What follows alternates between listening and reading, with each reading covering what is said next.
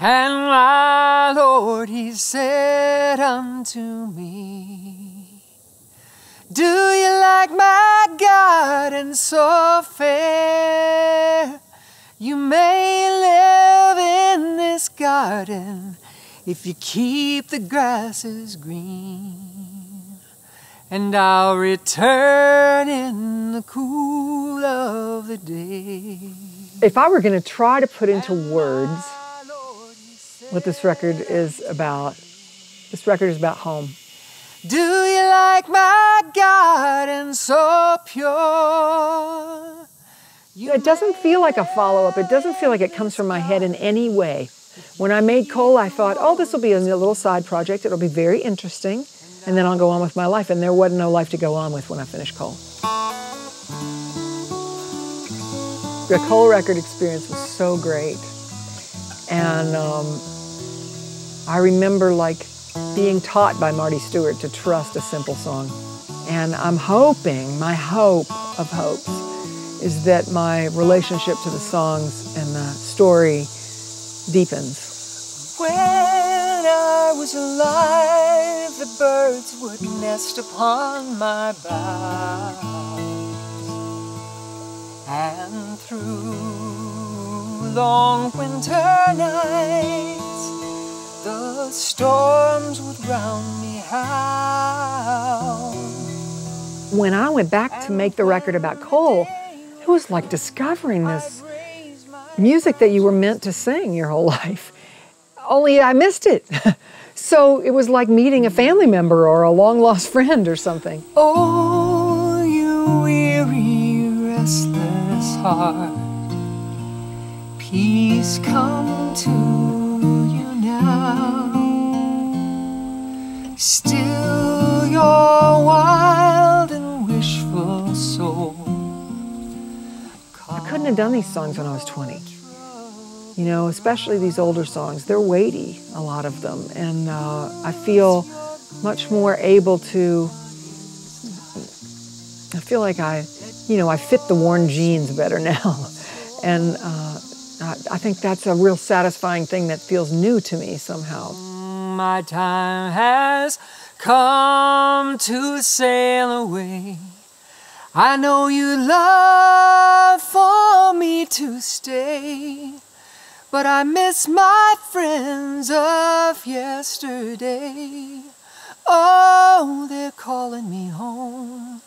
They're calling me home. I think a lot of people leave Appalachia because they have to. I meet people all over the country all the time who say, I'm a West Virginian. Really, how long you been gone? 25 years. But they don't think of themselves as a Tennessean. I think of myself as a West Virginian who lives in Tennessee. West Virginia's where I belong. In the dead of the night, and still in the quiet, I slip away like a bird in flight back to those hills, the place that I call home. I think there are a lot of songs on this album about West Virginia, but there's also songs about Kentucky. There's a song written by Cy Kahn, who grew up in western Pennsylvania in those mountains. So I really wanted it to be about Appalachia. It's one of the last places in our country and maybe on the planet where people are this attached to where they live.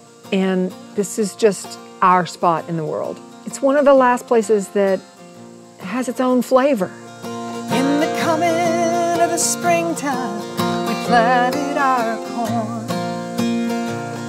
In the ending of the springtime, we buried a son.